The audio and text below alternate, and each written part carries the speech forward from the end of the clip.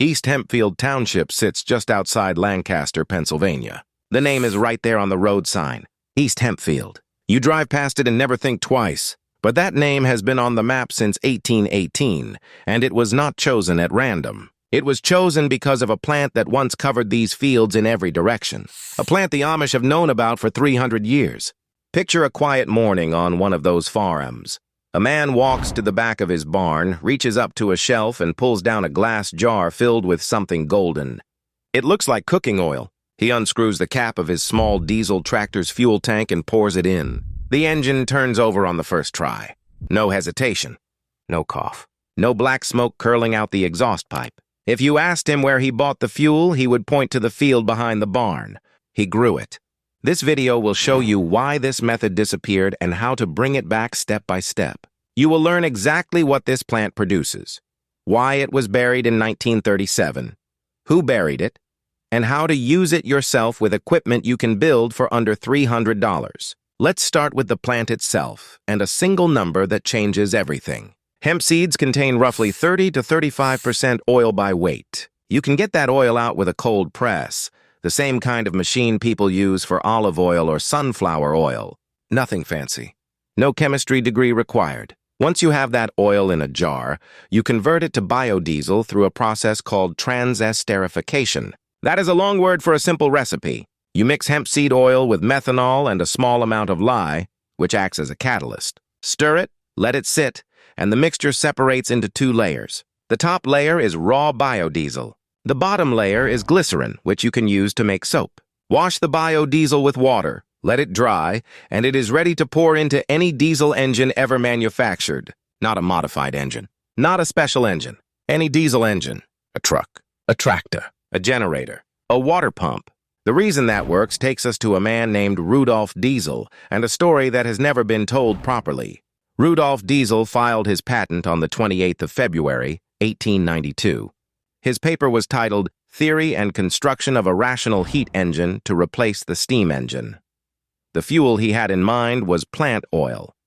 Not petroleum, not crude. Plant oil. In 1900, he demonstrated his engine at the World Exposition in Paris, running it on peanut oil at the request of the French government.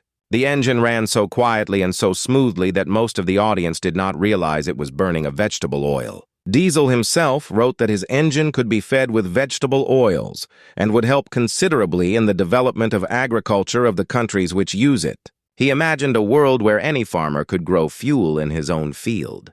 Then on the 29th of September, 1913, Rudolf Diesel boarded the post office steamer Dresden in Antwerp, Belgium. He was traveling to England to meet with the British Royal Navy about installing his engines in their submarines. He ate dinner that evening. He retired to his cabin at 10 o'clock. When the steward knocked at 6:15 the next morning, the cabin was empty. The bed had not been slept in. His nightshirt was neatly laid out. His watch was positioned on the nightstand where it could be seen from the bed. His hat and overcoat were found folded beneath the railing at the stern of the ship. 10 days later, a Dutch fishing crew pulled a body from the North Sea, too decomposed to identify visually. His son confirmed the personal belongings in the pockets belonged to his father. Some newspapers printed the word suicide. Others printed a different word, murdered, thrown into the sea by agents from the big oil trusts to stop the sale of his patents to the British government. His wife opened a bag he had given her before the voyage and found 200,000 German marks in cash, alongside financial statements showing their bank accounts were virtually empty.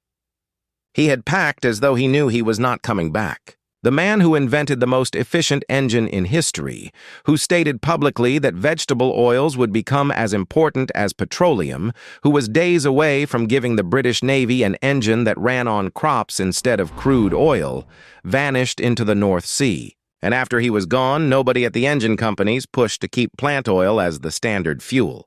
The petroleum companies stepped in, adjusted the fuel systems, and made diesel from crude oil the default.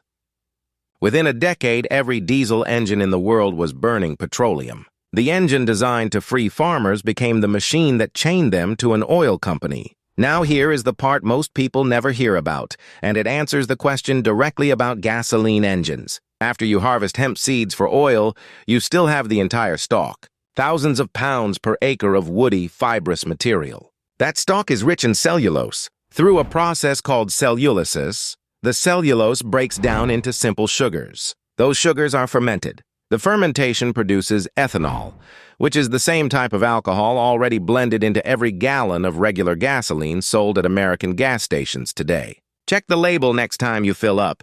E10 means 10% ethanol. The only difference is that the ethanol at the pump comes from corn. Hemp ethanol comes from the stalks of a plant that already gave you biodiesel from its seeds. One plant, two fuels, two engine types, zero waste. Henry Ford understood this completely. He designed his 1908 Model T to run on gasoline, ethanol, or any combination of both. Ford told the New York Times in 1925 that the fuel of the future would come from fruit, from weeds, from sawdust, from almost anything.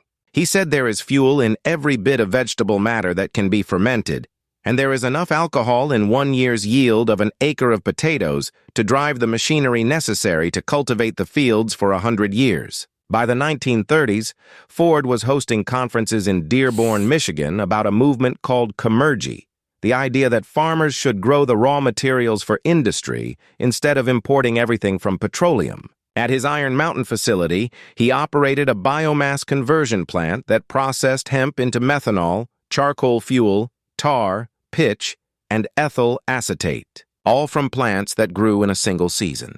In August of 1941, Ford unveiled a prototype car with body panels made from hemp, soy, wheat straw, and flax bound with resin. The panels were lighter than fiberglass. Ford, 77 years old at the time, picked up an axe and swung it into the trunk lid on camera. The axe bounced back. The panel did not dent. The car was designed to run on hemp ethanol. Ford believed it would change the world. But by 1941, it was already too late. Something had happened 4 years earlier that buried this knowledge for 80 years. In 1937, the Marijuana Tax Act was signed into law. Pay attention to the spelling. Marijuana with an H. That was a deliberate choice. The word was Mexican slang. Harry Anslinger, the first commissioner of the Federal Bureau of Narcotics, used it specifically because most Americans had never heard it. If he had called the plant cannabis, every doctor in the country would have recognized it as a common medicine. If he had called it hemp, every farmer would have recognized it as a common crop. By calling it marijuana, he severed the connection between a useful plant and the law designed to kill it. Before taking the narcotics job, Anslinger had publicly stated there was no greater absurd fallacy than the idea that cannabis caused violence. He did not believe it was a problem. But alcohol prohibition ended in 1933, and his department was about to disappear. He needed a new enemy, and he had friends who needed hemp gone for entirely different reasons. 4 names. William Randolph Hearst owned newspaper chains, timberland, and paper mills. Hemp produced paper cheaper and faster than wood pulp, a direct threat to his business. The DuPont family had just patented nylon and a new chemical process for making paper from wood. Hemp fiber competed with nylon. Hemp paper competed with the wood pulp process. Andrew Mellon, Secretary of the Treasury and one of the wealthiest men in America, had invested heavily in DuPont. Mellon was also Harry Anslinger's father-in-law. He had personally appointed Anslinger to the narcotics position. And then there was Standard Oil, the Rockefeller empire built on petroleum. Hemp oil as fuel threatened the foundation of everything they sold. These men did not need to meet in a dark room. They had newspapers. They had Congress. They had the Bureau of Narcotics. The American Medical Association sent Dr. William Woodward to oppose the act. He told Congress the claims were not supported by science. His testimony was dismissed. After hearings that received almost no public attention, the act passed on the 2nd of August, 1937.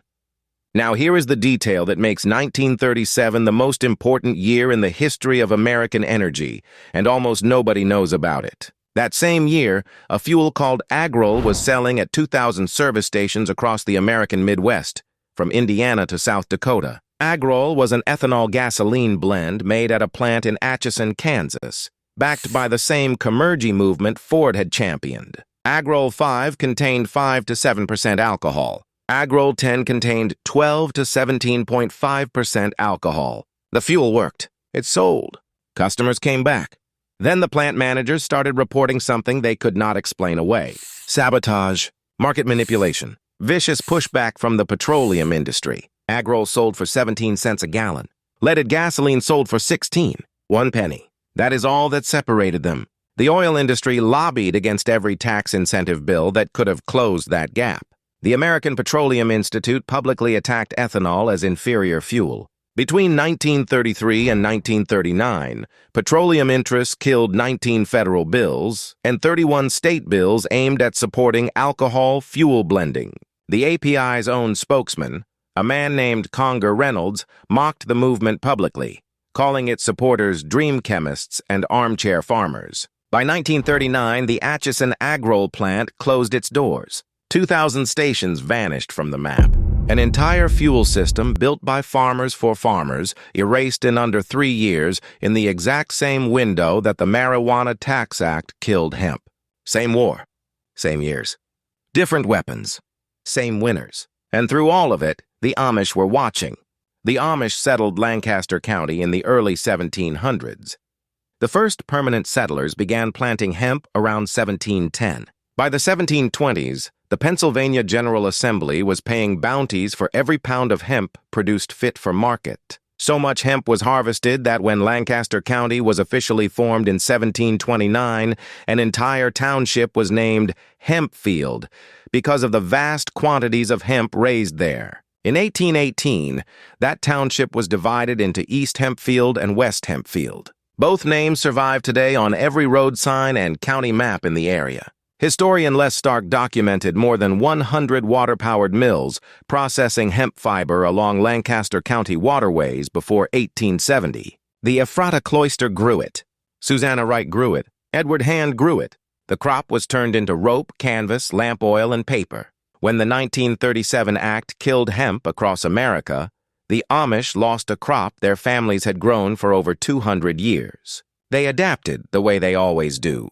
They switched to tobacco, dairy, corn, and soy like everyone else. But the knowledge of what hemp could do never disappeared. It lived in kitchen table conversations and barn talks passed from grandfather to grandson. No books needed. No internet search. Just memory. When the 2018 Farm Bill made hemp legal again at the federal level, the Amish in Lancaster County moved fast. Reuben Reel, a young Amish farmer from Bart Township, founded Lancaster County Cannabis from his basement, starting with 1 pound of CBD flower and a handful of smoke shops willing to carry it. Within 4 years, he had contracts with Amish growers across the county. By 2023, his operation had moved 50,000 pounds of hemp product, working with farmers who use no pesticides, no synthetic fertilizer, harvesting much of the crop by hand with horse-drawn equipment. As of 2020, the Amish community in the United States consisted of approximately 350,000 members, up from around 200,000 in 1990, according to the Pew Research Center.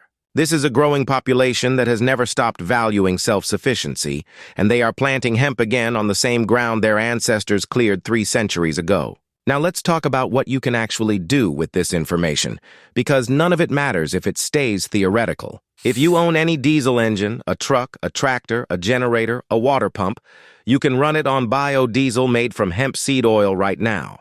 You buy cold-pressed hemp seed oil in bulk and mix it with methanol and lye in a reactor you can build from a used electric water heater for under $300. Plans are available online for free. The University of Connecticut tested this exact chemistry in 2010. Professor Richard Parnas and his team in the biofuels laboratory used virgin hemp seed oil, put it through standard transesterification, and 97% of the hemp oil converted to biodiesel. Not 90. Not 93. 97. That number was higher than any other feedstock they tested. The biodiesel passed every laboratory quality test, met both American and European biodiesel standards, and showed superior cold weather performance compared to other biodiesels on the market. For gasoline engines, here is something most people do not realize. The federal government issues a free fuel alcohol permit through the Alcohol and Tobacco Tax and Trade Bureau. You apply, you get approved, and you can legally distill ethanol for use as motor fuel on your own property. The equipment is a small still and a fermentation tank. The ethanol you produce can be blended with gasoline at 10 to 15% and used in any standard gasoline engine without a single modification. That is exactly what E10 and E15 already are at the pump. You are already burning ethanol every time you fill up your car. The only question is who made it and where it came from. In Brazil, they figured this out in the 1970s.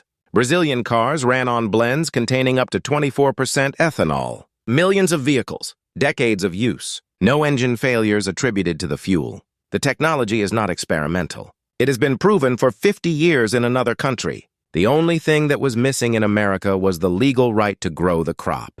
Now you have it. Let's put the farming math together. 1 acre of hemp produces roughly 700 pounds of grain. Press that and you get approximately 22 gallons of oil, which converts to approximately 20 gallons of biodiesel. That is enough to run a diesel generator for weeks or keep a farm tractor moving through planting season. That same acre gives you over 5,000 pounds of stalk. The stalks produce cellulosic ethanol through fermentation and distillation. Between the biodiesel from the seeds and the ethanol from the stalks, 1 acre of hemp feeds both types of engines from a single harvest. Scale to 5 acres and you have meaningful fuel production for a homestead. 10 acres and you are approaching energy self-sufficiency for a small farm. According to USDA data, Amish farm families often earn around $50,000 per year, roughly 25 to 30% less than the average American farm income. Energy independence from a crop they already know how to grow could change that equation entirely. There is a common belief that the Amish reject all technology outright. That is not accurate. As one Amish leader put it, the Amish are not against technology but against the misuse of technology. Since the 2000s, various Amish communities have selectively adopted battery-operated tools, solar panels, and even limited wind power, carefully integrated into their way of life. What they reject is dependency on systems they cannot control. Growing your own fuel from a plant in your own field fits perfectly inside that philosophy. It always has. And then there is the detail that makes the entire suppression story impossible to argue with. 5 months after the Marijuana Tax Act went into effect, the February 1938 issue of Popular Mechanics hit newsstands across America. The most widely read mechanics magazine in the country published a story with the headline, "New Billion-Dollar Crop." The article described hemp as the standard fiber of the world. It predicted thousands of new jobs and an entirely new agricultural economy. The editors of Popular Mechanics did not know the law had already passed.